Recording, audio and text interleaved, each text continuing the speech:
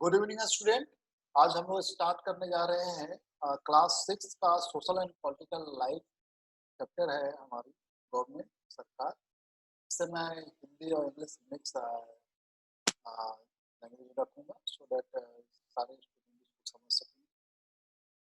तो आइए हम लोग देखते हैं कि अभी ये यूनिट 2 है, जो हमारा जो सब्जेक्ट है सोशल पॉलिटिकल लाइफ, उसका यूनिट 2 इकाई 2। इसमें सरकार, स्थानीय सरकार के बारे में हम लोग पढ़ेंगे। तो सरकार में हम जैसा कि देख रहे हैं कि आप देख रहे होंगे हेडिंग, देख रहे हैं शीर्षक देख रहे होंगे सरकार। ठीक है, यहाँ पे एक कार्टून बना हुआ है। आर के लक्ष्मण महा बहुत बड़े कार्टूनिस्ट हैं, लोकतंत्र के कार्टूनिस्ट काम करते हैं और कार्टून के जरिए अपने अधिकारों का प्रयोग, आलोचना करने, व्यंग करने तथा राजनेताओं की गलतियों को ढूंढने के लिए करते हैं वो कार्टून बनाते। तो यहाँ पर आप देख रहे होंगे कार्टून, कुछ कार्टून हम दिखा रहे हैं आपको। देखिए आप लिखा हुआ, हाल बुरा नहीं है, जरूर पास के किसी गांव में नल से पानी आ रहा होगा। इस तरह गांव के हालात से बता रहे हैं, नाली टूटा है, हालात बता रहे होंगे। पानी का रिसाव होता है उसको बता रहे हैं इसके जरिए कि जो सिस्टम में क्या कमियां हैं और कहाँ हम सक्सेस नहीं हो पा रहे हैं, तो उन कमियों को अच्छा कार्टून के जरिए बता रहे हैं। दूसरी तरफ एक और कार्टून दिया है जिसमें ये दिखाया गया है कि मैंने उससे छोटी माला बनाने के लिए कहा था। वो बहुत दुबले पतले बूढ़े व्यक्ति हैं और इतना ही भारी माला का वजन संभाल नहीं पाए। मतलब जिससे आप जैसा देख रहे हैं पिक्चर, उसमें दर्शाया गया है कि एक बूढ़ा व्यक्ति माला के बोझ के तले दब गया। मतलब उस कुपोषण का शिकार है, लोगों को भरपेट खाना नहीं मिल रही है। तो ऐसे जरिए हम दर्शाने की कोशिश कर रहे हैं आपके लक्ष्मण जी कार्टून के जरिए। अब आइए हम लोग सरकार के बारे में जानते हैं कि आपको क्या पढ़ना है चैप्टर में। सबसे पहले तो हम यहाँ पर चैप्टर को पहले सबसे पहले रिव्यू करते हैं, उसके बाद हम शुरू करेंगे आज का क्लास।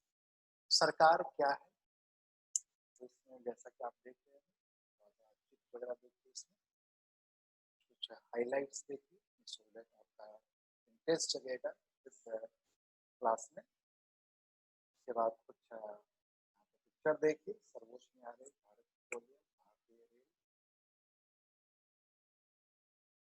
सरकार का स्तर, राजनीतिक पॉलिटिकल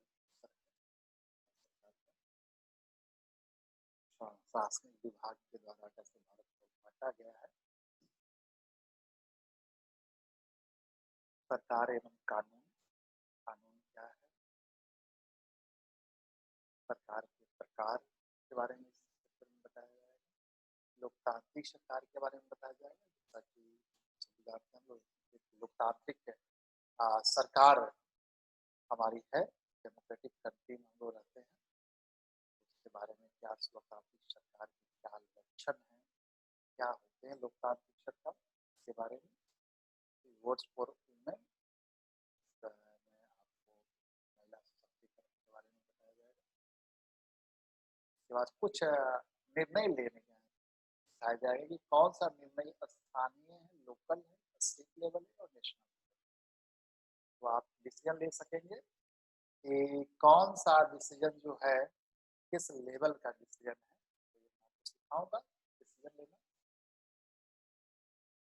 उसके बाद प्रश्नों का उत्तर का अभ्यास फर्स्ट लेवल में आप लोग करेंगे, दूसरे लेवल में हम और इसे हम क्लास को थोड़ा सा डीप ले जाएंगे, so that आप हर प्रश्नों का उत्तर खुद सोच कर प्रश्नों का उत्तर दे सकें। तो आइए हम लोग शुरू करते हैं आज का क्लास। सरकार क्या है, देखिए बहुत ही इंटरेस्टिंग ये सब्जेक्ट है, सोशल एंड पॉलिटिकल लाइफ। इस सब्जेक्ट से हम सीखते हैं कि हमें सोसाइटी में कैसे रहना है और सोसाइटी में रहते कि हमारा पॉलिटिकल जो स्ट्रक्चर है वो क्या है। सोसाइटी में रहने के लिए हमें पीस चाहिए, अच्छा प्रशासन चाहिए, रोड, सड़कें, बिजली सबका व्यवस्था होना चाहिए। हर लोगों को लिवलीहुड के लिए एम्प्लॉयमेंट मिल सके, एजुकेशन मिल सके। तो ये सब चीज़ें हम इसमें सोशल पॉलिटिकल लाइफ में देखेंगे। तो आइए आज देखते हैं सरकार क्या है। तो जैसा कि आप देख रहे होंगे यहाँ पर हाईलाइट ब्लू कलर से है कि सरकार शब्द का जिक्र कई बार सुना होगा आपने पेपर में, न्यूज़पेपर में, लोगों से सुनता हो, नाई के दुकान पे, घर पे, पंचायत में। यहाँ पर आप हम लोग पढ़ेंगे कि सरकार क्या है और हमारे जीवन में कितनी महत्वपूर्ण भूमिका निभाती है। सरकारें क्या करती है और वे कैसे निर्णय लेती है, कैसे डिसीजन लेती है। अलग अलग तरह की सरकारें, जैसे लोकतांत्रिक सरकार, राजतंत्रीय सरकार के बीच में क्या अंतर है, इस अध्याय में हम लोग इसको पढ़ेंगे। आइए कुछ यहाँ पे जो हाईलाइट्स है, जैसे न्यूज़पेपर में आपको हमेशा मिलता होगा इस तरह की हाईलाइट, जो आप देखेंगे। सरकार से कामगारों के अधिकारों की रक्षा की मांग, बाढ़ पीड़ितों के लिए सरकार की ओर से राहत सामग्री, प्याज की दर में उछाल, सरकार ने प्याज के दाम तय किए, सर्वोच्च न्यायालय के लिए 5 और न्यायाधीश, सरकार कोयला और बिजली विभागों के पुनर्गठन के पक्ष में है सरकार। सरकार ने 15,000 से अधिक गांवों को सूखाग्रस्त घोषित किया। तो सरकार, देखिए सरकार, ठीक है, अधिकारों की रक्षा, प्याज के दर या किसी चीज की वस्तु की ज्यादा प्राइस बढ़ जाती थी उसके रेट को डिसाइड करना, न्यायालय की संगठन करना, ठीक है, रिसोर्सेज है, इलेक्ट्रिसिटी है, कोल है, सबके डिपार्टमेंट को स्टैब्लिश करना। किसी चीज को अगर कहीं पे बाढ़ है तो सूखाग्रस्त बाढ़ आया है तो बाढ़ ग्रस्तों के लिए राहत पहुंचाना, और कहीं सूखाग्रस्त है तो सूखाग्रस्त कोशिश करना, सो दैट वहां पर राहत योजनाएं पहुंचाया जा सके। इस तरह के निर्णय आप अखबारों की सुर्खियों में देखते हो। यहाँ पर एक एक्टिविटी दिया हुआ है आपका, जिसमें लिखा हुआ है कि ऊपर दी गई अखबार की सुर्खियों को देखे, इनमें सरकार के जिन कामों की बात की जा रही है उनकी सूची बनाई। जैसा देखिए क्या क्या काम उन्होंने किया, सूखाग्रस्त घोषित किया, बाढ़ पीड़ितों के लिए राहत सामग्री पहुंचाया, न्यायालय में न्यायाधीशों की नियुक्तियां किया, रिसोर्सेज कोयला बिजली के लिए विभागों के पुनर्गठन करना। तो इस तरह के जो चीजें उसकी लिस्ट आपको बनाना है। इसके अलावा भी बहुत से आप डिसीजन ले सकते हैं, जैसे कि आज के डेट में जैसे कभी कोरोना लॉकडाउन चल रही है, सरकार कह रही है कि आपको मास्क लगा के चलना है, अदरवाइज जुर्माना होगा। सरकार का ये डिसीजन है कि लोग ज्यादा भीड़ इकट्ठा नहीं करें। तो इस तरह के डिसीजन है, निर्णय दिए गए हैं, पुलिस कार्रवाई की जाएगी, सब कुछ है। तो सरकार का काम बहुत ही विस्तृत नहीं है। आपके अनुसार सरकार क्या है, तो इसको डिस्कस करना है। सोचिए क्या सरकार का काम बहुत विस्तृत है या बहुत कम है। इसको अपने दोस्तों के साथ, अपने घर में लोगों के साथ डिस्कस कीजिए, तो आपको पता चलेगा कि सरकार की और क्या क्या बहुत काम है। बहुत से काम आपको डिस्कशन में ही पता चल जाएंगे, ठीक है। रोड का बनवाना, बिजली पानी की व्यवस्था करना, पुलिस प्रशासन की व्यवस्था करना, न्यायालय की व्यवस्था करना, शिक्षा की व्यवस्था करना। तो इस तरह की बहुत सी चीजें हैं जो आपको पता चलेगी कि सरकार इस तरह की व्यवस्था। देखिए आइए हम इस चैप्टर को थोड़ा सा पढ़ें। देखिए रीडिंग डालना बहुत जरूरी है। समझिए, रीडिंग हैबिट डालिए, रीड करने का, राइट करने का, तो इससे आप समझ सकें हर एक देश के विभिन्न निर्णय लेने एवं काम करने की सरकार की जरूरत है। ये निर्णय जैसे सड़क और स्कूल बनाया जाए, बहुत ज्यादा महंगी हो जाने पर किसी चीज के दाम कैसे घटाया जाए, बिजली की आपूर्ति को कैसे बढ़ाया जाए। सरकार कई सामाजिक मुद्दों पर भी कार्रवाई, बहुत से सोशल इश्यूज होते हैं, इस पर भी कार्रवाई करती है सरकार। जैसे कि सरकार गरीबों की मदद, ठीक है, करने के लिए कार्यक्रम चलाती है। जैसे अभी आजकल देख रहे हैं कोरोना के लिए में हम लोगों को अनाज देने की व्यवस्था, खाने की व्यवस्था, दवाइयों की व्यवस्था सरकार कर रही है। इसके अलावा वह अन्य महत्वपूर्ण काम भी करती है, जैसे डाक, रेल सेवाएं, पुलिस प्रशासन, सेना, चिकित्सालय, बहुत सरकार का काम देश की सीमाओं की सुरक्षा करना और दूसरे देश से शांतिपूर्ण संबंध बनाए रखना। ठीक है, जैसा कि आप देखते होंगे सीमाओं की सुरक्षा के लिए आर्मी ये से वर्क करती है। इसके अलावा दूसरे देश से शांतिपूर्ण संबंध स्थापित करने के लिए व्यापार को बढ़ावा देते हैं, सांस्कृतिक आदान प्रदान होते हैं। तो इस तरह सरकार की और भी काम है। जिम्मेदारी, उसकी जिम्मेदारी यह सुनिश्चित करना है कि देश के सभी नागरिकों को पर्याप्त भोजन, अच्छा स्वास्थ्य सुविधाएं मिल सके। जब प्राकृतिक विपदा घेरती है, जैसे सुनामी, भूकंप, या मुख्य रूप से सरकार की पीड़ित लोगों की सहायता करना। कोरोना, अगर कहीं कोई विवाद होता है या कोई अपराध करता है तो लोग न्यायालय जाते हैं। न्यायालय भी सरकार का ही अंग है। ठीक है? शायद आपको यह जानकर अचरज हो रहा होगा कि सरकार इतना सब कुछ कैसे करता है। सरकार के लिए इन कामों को करना क्या जरूरी है। जब लोग इकट्ठे रहते हैं और काम करते हैं तो कुछ हद तक एक व्यवस्था की जरूरत होती है, जिससे आवश्यक निर्णय लिए जा सके। कुछ नियमों की जरूरत होती है जो सब पर लागू हो। जैसे कि संसाधनों के नियंत्रण, संसाधनों रिसोर्सेस लिमिटेड है, उस पर कंट्रोल बहुत जरूरी है, सो डिस्ट्रीब्यूशन सही हो सके उसका। देश की सीमा की सुरक्षा, ताकि लोग सुरक्षित महसूस कर सकें। अदरवाइज क्या होगा, देश की सुरक्षा को अगर हम छोड़ दें, नजरअंदाज करें, तो बाहर से आतंकवादी आ जाएंगे, दूसरा देश आक्रमण करके। तो लोगों के लिए सरकार कई तरह के काम करती है। वह नियम बनाती है, निर्णय लेती है और अपनी सीमा में रहने वाले लोगों पर उन्हें लागू करती है। क्या आप सरकार के ऐसे कुछ और कामों को उदाहरण दे सकते हैं जिनकी चर्चा ऊपर नहीं की गई? इसके अलावा बहुत से काम का उदाहरण आप दीजिए। चिकित्सालय का,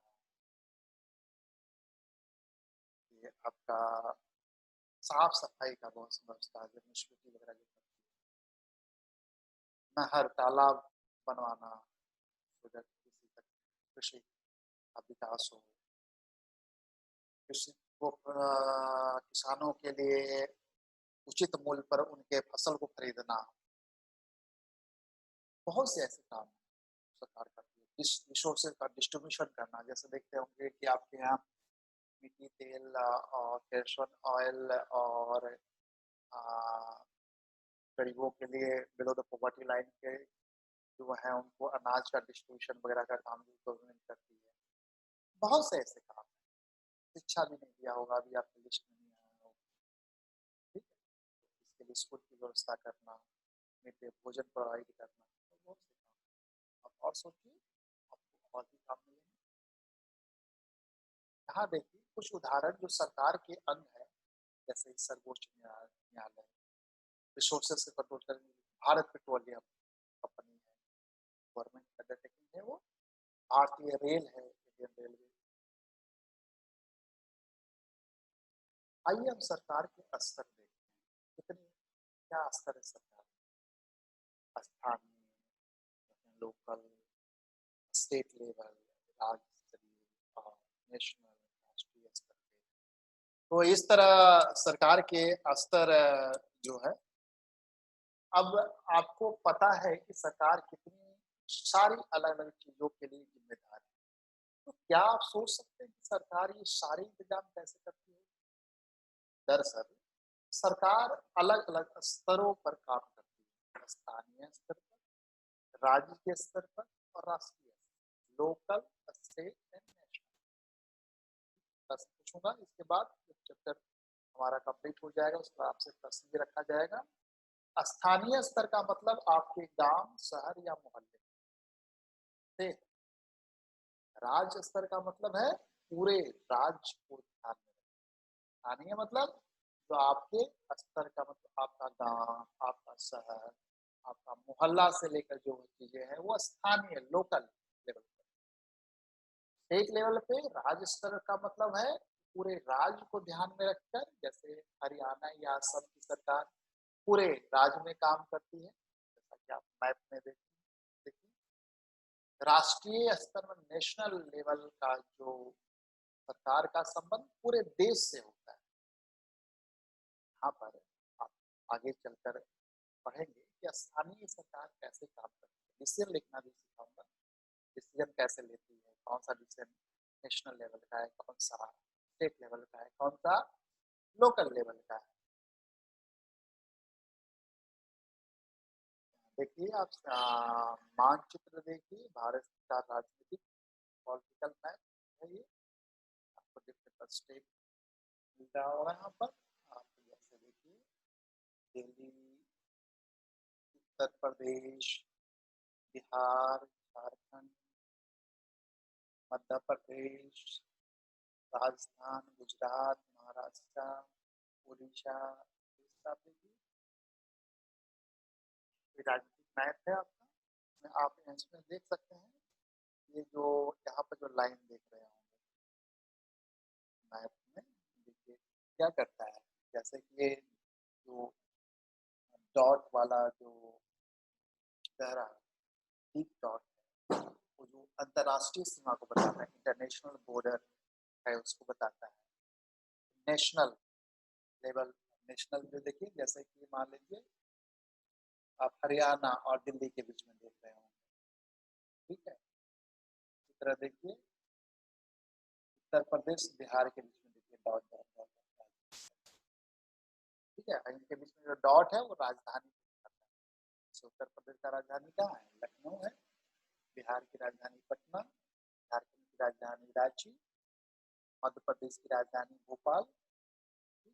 महाराष्ट्र, महाराष्ट्र की राजधानी कहाँ पे है, देखिए यहाँ पे मिल रहा है आपको, मिला,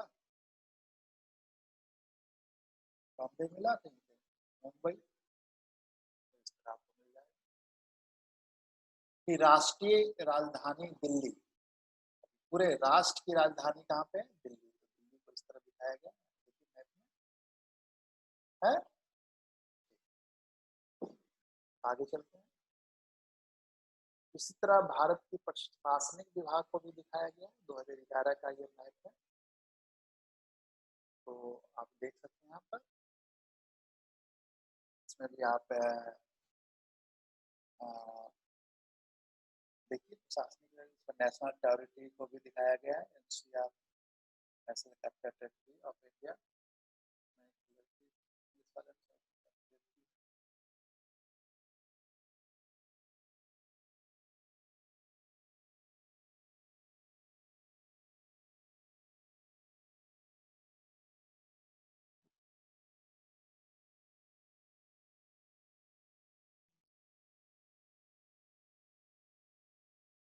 नहीं, क्लियरिटी इतनी अच्छी आती, क्लियरिटी इसमें आ रही है। आप देख रहे हैं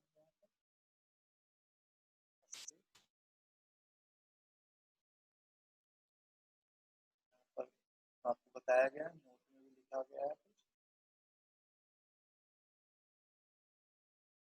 Telangana become the 29th state of India. कितने स्टेट हैं, on 2nd June 2014 after reorganization of the state of the Andhra Pradesh को reorganization हरियाणा को अलग स्टेट डिक्लेयर किया गया 29 स्टेट है वो since 31st October 2019 the state of Jammu and Kashmir was divided into two union territories Jammu and Kashmir and Ladakh तो इसको बनाया गया जम्मू एंड कश्मीर को जम्मू एंड कश्मीर एंड लद्दाख 1 अक्टूबर 2019 याद रखिएगा। अब आइए देखते हैं अगर आगे लॉज एंड गवर्नमेंट कानून और सरकार। सरकार एवं कानून। सरकार कानून बनाती है और देश में रहने वाले सभी लोगों को वे कानून मानने होते हैं। केवल यही वह तरीका है जिससे सरकार काम कर सकती है। सरकार के पास जैसे कानून बनाने की ताकत होती है वैसे ही यह ताकत भी होती है कि लोगों को कानून बनाने के लिए बाध्य करे, मानने के लिए बाध्य करे। देखिए कानून बनाना, लॉ मेकिंग एंड इम्प्लीमेंट करना, इन्फोर्स करना, लॉ को इन्फोर्स करना। जैसे कि एक उदाहरण देखिए कि एक कानून है गाड़ी चलाने वाले के पास लाइसेंस होना चाहिए। अगर कोई लाइसेंस के बिना गाड़ी चलाते हुए पकड़ा जाए तो उसे जेल की सजा काटनी पड़ती है या जुर्माना देना पड़ता है। आप देखिए किसी दूसरे कानून को लेकर यह विचार कीजिए कि लोगों के लिए उसे मानना क्यों जरूरी है। जैसे आजकल जीता जाता कोविड को लेकर देखिए बहुत से नियम बनाए हुए सरकार ने, आपको एकत्रित नहीं होना है, भीड़ भाड़ मास्क लगाना है, ये चीज मैंडेटरी रिक्वायरमेंट है आपको। उसका वायलेशन झारखंड गवर्नमेंट में क्या है कि अगर मास्क नहीं लगाया तो 500 का जुर्माना करती है। अभी तो आ रहा है कि 1 लाख की वो पेनल्टी करेगी। ठीक है, आपको हेल्थ अवेयरनेस के लिए किया जा रहा है और ये जो महामारी है कोरोना से उससे तो उससे बचने के लिए किया जा रहा है। तो सरकार जो कार्रवाई कर सकती है उसके अलावा अगर लोगों को लगे कि किसी कानून का ढंग से पालन नहीं हो रहा है तो वे भी कुछ कदम उठा सकते हैं। जैसे कि अगर किसी व्यक्ति को यह लगे कि उसको उसके धर्म या उसकी जाति के कारण किसी नौकरी में नहीं लिया गया तो वह न्यायालय जा सकता है। ओके, और यह दावा कर सकता है कि कानून का पालन नहीं हो रहा है। तब न्यायालय आदेश देगा कि क्या कदम उठाने की जरूरत है। ठीक है, अगर ये लगे किसी व्यक्ति को यह लगे कि उसको धर्म या जाति के आधार पर नौकरी नहीं दिया जा रहा है तो न्यायालय जाएगा और न्यायालय आदेश देगा कि क्या कदम उठाने की जरूरत है। अब आइए देखते हैं सरकार के प्रकार। ठीक है, सरकार के कितने प्रकार हैं। सरकार के निर्णय लेने और कानूनों का पालन करवाने यानी उन्हें बाध्य बनाने की शक्ति कौन है, कहाँ से शक्ति है?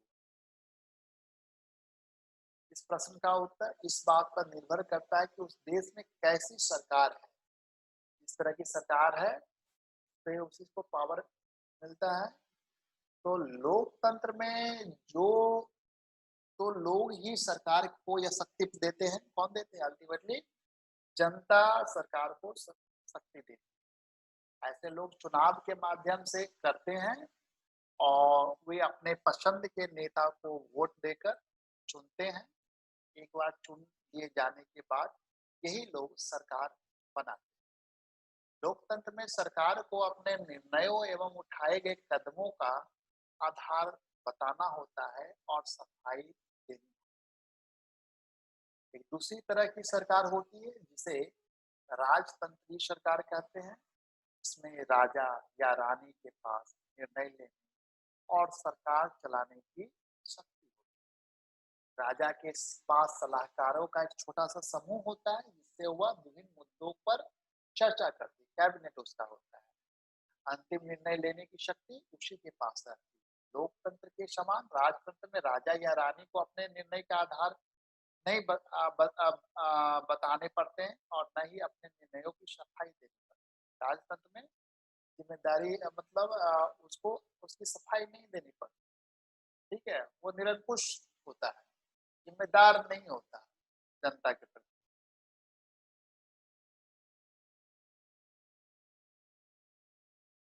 लोकतांत्रिक सरकार में देखिए, भारत एक लोकतांत्रिक सरकार है। भारत का संविधान की प्रस्तावना जब हम लोग पढ़ते हैं तो कहते हैं हम भारत के लोग भारत को एक लोकतांत्रिक गणराज्य बनाए, लोकतांत्रिक सरकार। तो यहाँ पर देखिए, आइए देखिए लोकतांत्रिक सरकार क्या होती है। भारत एक लोकतंत्र है। इस लोकतांत्रिक व्यवस्था को पाने के लिए हमने लंबी लड़ाई लड़ी। जिसे अंग्रेजों का शासन था यहाँ पे, तो अंग्रेजों से हम लोगों ने लंबी लड़ाई लड़ी लोकतंत्र को पाने के लिए। संसार में और भी कई देश हैं जहाँ लोगों ने लोकतंत्र लाने के लिए संघर्ष किया है। ऊपर बताया जा चुका है कि लोकतंत्र की मुख्य बात यह है कि लोगों के पास अपने नेता को चुनने की शक्ति है।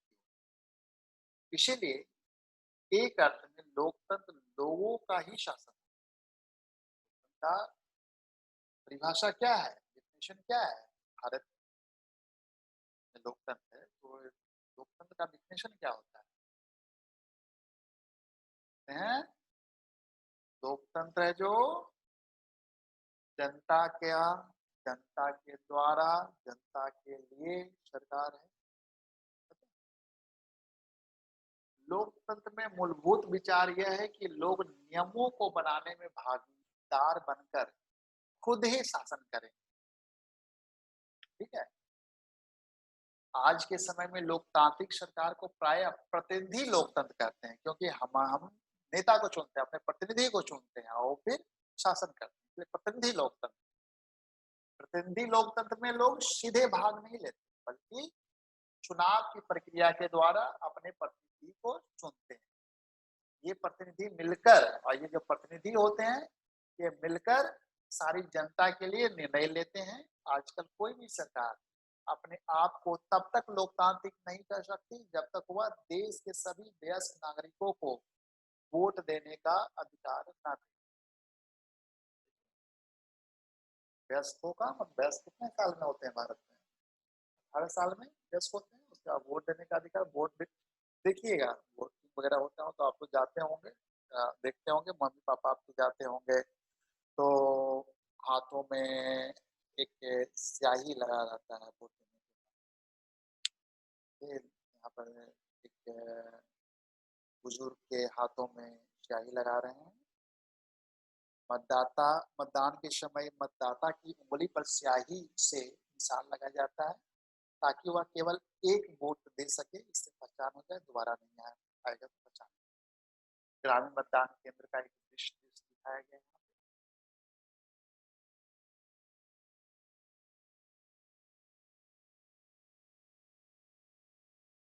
तो हमारे यहाँ एडल्ट वोटिंग है ना, मतलब एडल्ट लोग वोटिंग करते हैं 18 साल से ऊपर जो है 10 नागरिक।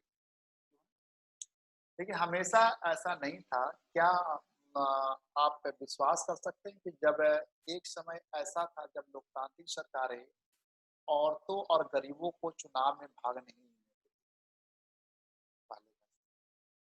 अपने शुरुआती दौर में सरकारें केवल उन्हीं पुरुषों को वोट देने देती थी जो पढ़े लिखे थे और जिनके पास अपनी संपत्ति होती थी। इसका मतलब था कि औरतों, गरीबों और अशिक्षितों को वोट देने का अधिकार नहीं।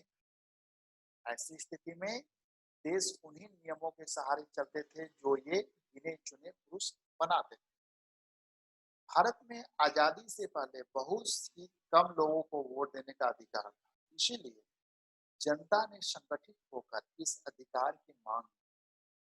गांधी जी समेत कई नेताओं ने इस अन्यायपूर्ण व्यवहार का विरोध किया। उन्होंने भी जोर शोर से यह मांग उठाई। 1931 में यह यंग इंडिया पत्रिका में लिखते हुए गांधी जी ने कहा कि मैं यह विचार सहन नहीं कर सकता कि जिस आदमी के पास संपत्ति है वह वोट दे सकता है, लेकिन वह आदमी जिसके पास चरित्र है, संपत्ति या शिक्षा नहीं, वह वोट नहीं दे सकता। या जो दिन भर अपना पसीना बहाकर ईमानदारी से काम करता है, वह वोट नहीं दे सकता, क्योंकि उसने गरीब आदमी होने के बाद गुनाह किया है। बहुत अच्छा यंग इंडिया का ये उनका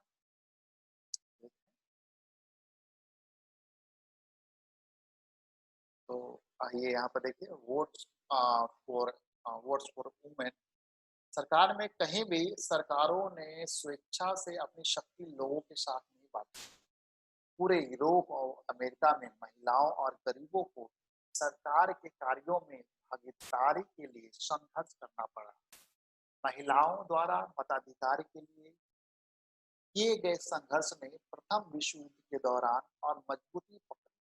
इस आंदोलन को महिला मताधिकार आंदोलन कहते हैं और अंग्रेजी में इसे सफ्रेज मूवमेंट कहते हैं। सफ्रेज मूवमेंट, सफ्रेज का मतलब होता है वोट देने का अधिकार। सफ्रेज क्या है वर्ड?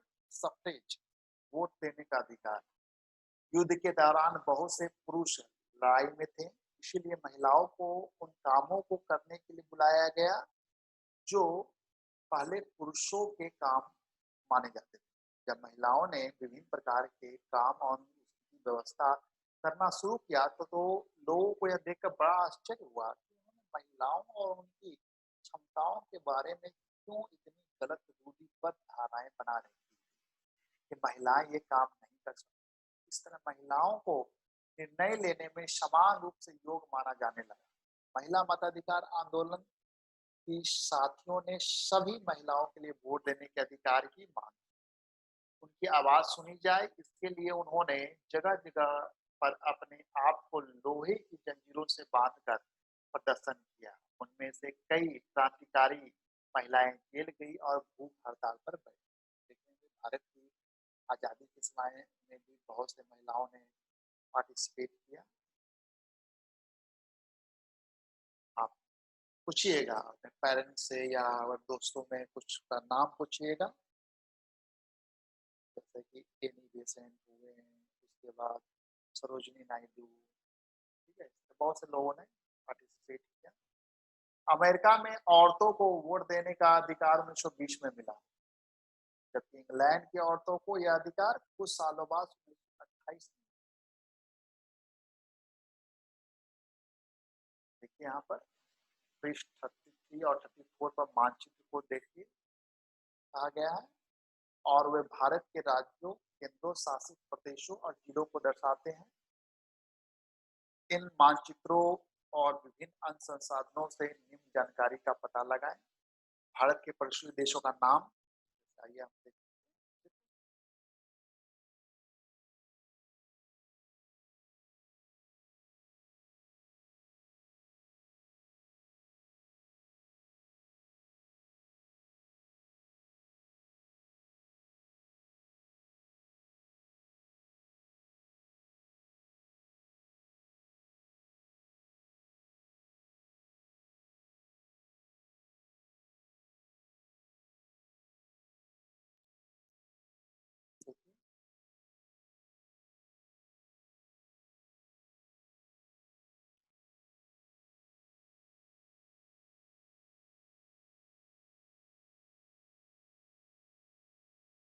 आप देखते होंगे पड़ोसी देश में कौन कौन है। नीचे श्रीलंका आप देख रहे होंगे,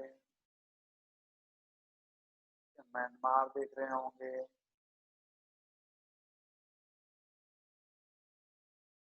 भूटान, नेपाल, बांग्लादेश होगा, बांग्लादेश, चाइना, चाइना हो गया आपका, पाकिस्तान, ठीक है। तो इस तरह आप पड़ोसी देशों को देख रहे हैं।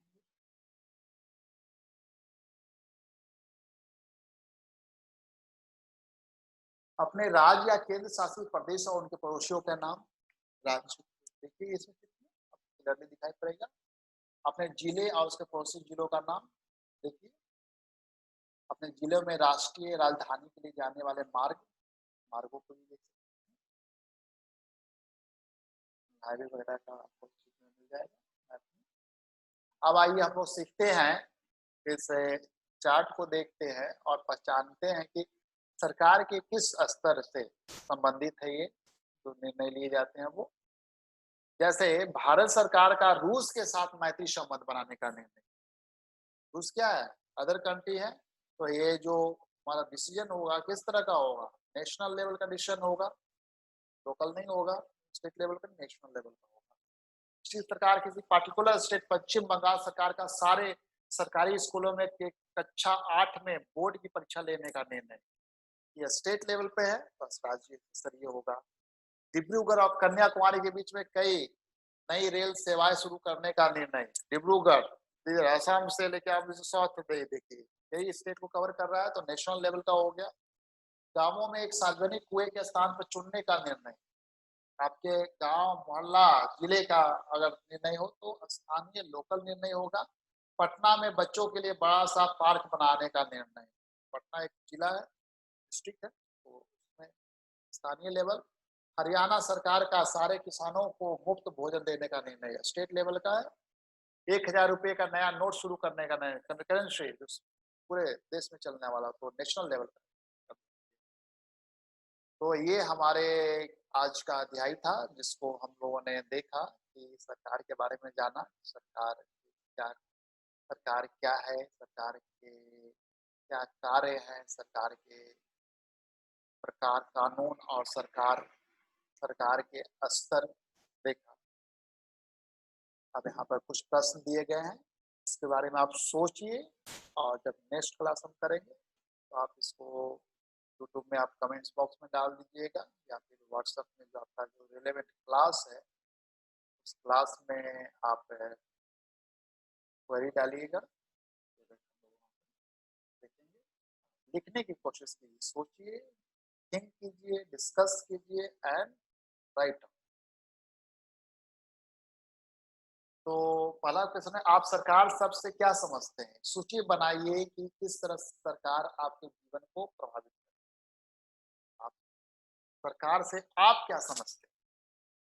कहाँ कहाँ आप सरकार सुनते हैं?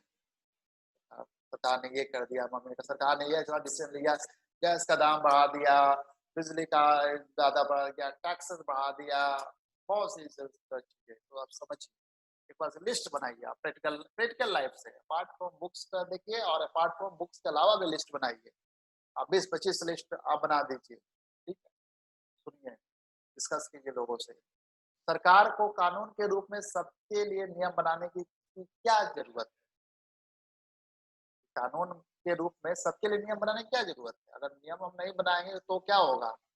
जैसे आप ट्रैफिक में नियम नहीं बना दो तो कोई भी ट्रैफिक तोड़ देगा ना, कोई भी एक्सीडेंट कर जाएगा, जान मान हानि, सबकी हानि होगी। हॉस्पिटल में अगर नियम नहीं बनाया जाए तो इलाज नहीं हो पाएगा ढंग से, कोई भीड़ लगा देगा, दवा का सही डिस्ट्रीब्यूशन नहीं हो पाएगा, ठीक है? जहाँ जहाँ आपकी नजर जाती है। लोकतांत्रिक सरकार के आवश्यक लक्षण क्या है? अभी सारे लक्षण यहाँ नहीं, लेकिन आवश्यक लक्षण क्या आपने देखा? यस, मताधिकार, प्रतिनिधि लोकतंत्र है हमारा देश।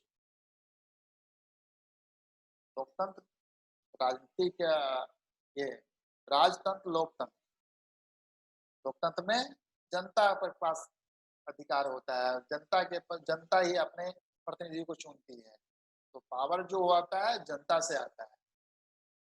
ये सारे जो पॉइंट आपने देखा उसको देखिए, फिर से स्टडी कीजिए और थिंक कीजिए और इसको नोट कीजिए।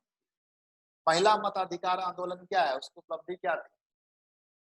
ठीक है, ले क्या था कि महिलाओं गरीबों को वोट देने का अधिकार नहीं होता था। वो लोग मूवमेंट आया, गांधी जी ने यंग इंडिया में बहुत अच्छा लेख लिखा जो आपने देखा ही, संपत्ति के आधार पर और इसके आधार पर आपको वोटिंग का राइट नहीं होना चाहिए, चरित्र और सभी को लोगों का पार्टिसिपेशन होना चाहिए।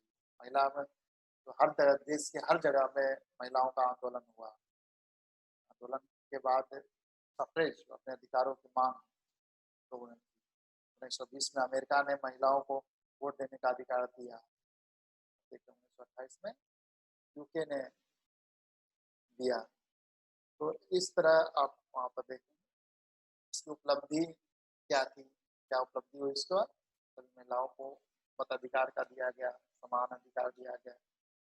अब हर जगह उनका पार्टिसिपेशन बढ़ा, सरकारी शिक्षा है। आप देखिएगा कि लोकसभा, राज्यसभा, स्थानीय अ, पंचायत लेवल पे और अ, नगर पालिका और राज्य विधानसभा सब में पार्टिसिपेशन दिया। गांधी जी का दृढ़ विश्वास है कि भारत का हर एक वयस्क को वोट देने का अधिकार मिलना चाहिए, लेकिन बहुत सारे लोग उनके विचारों से सहमत नहीं है। बहुत लोगों को लगता है कि अशिक्षित लोगों को, जो ज्यादातर गरीब है, वोट देने का अधिकार नहीं मिलना चाहिए। आपका क्या विचार है? क्या आपको लगता है कि यह भेदभाव का एक रूप होगा? सोच के बताइए। देखिए, एक बड़ा अच्छा लॉजिक देखिए, बुक से बिहाइंड भी हम लोग सोचने की कोशिश करें। देखिए, मनुष्य में अ, अगर जन्म हुआ है हमारे, तो मनुष्य का नैसर्गिक अधिकार है जीने का, खाने का, रहने का, नैसर्गिक अधिकार है। और सभी मानव समान है। विश्व बंधुत्व है। विश्व बंधुत्व कहते हैं सभी लोग समान है, सब लोग का मौलिक अधिकार है। मौलिक अधिकार, सब लोग समान है, सब लोगों को समान अधिकार होना, संपत्ति के भेदभाव नहीं होना चाहिए ना। ठीक है, जेंडर के बेसिस पे भेदभाव नहीं होना चाहिए, कास्ट के बेसिस पर भेदभाव नहीं होना चाहिए, सब लोग का भेदभाव नहीं होना चाहिए। अब आप सोचिए कि क्या आपको लगता है कि यह भेदभाव का एक रूप होगा? अगर हम इस तरह कर देंगे, किसी को, किसी वर्ग को हम रोक देंगे शिक्षा होने के कारण, गरीबी होने के कारण, ये भेदभाव नहीं हो जाएगा मानव के बीच में? मानव समान कैसे होगा? ठीक है, ये अध्याय खत्म हुए। तो आशा करता हूँ कि आप इसको एंजॉय कर रहे होंगे क्लास को। और उन बच्चों को जो खासकर नहीं पढ़ पा रहे हैं बहुत जगह, तो यूट्यूब वगैरह पे इस वीडियो को देख सकते हैं, और प्रश्नों को क्लासेस व्हाट्सएप ग्रुप जो है उसमें डाल दीजिए, या फिर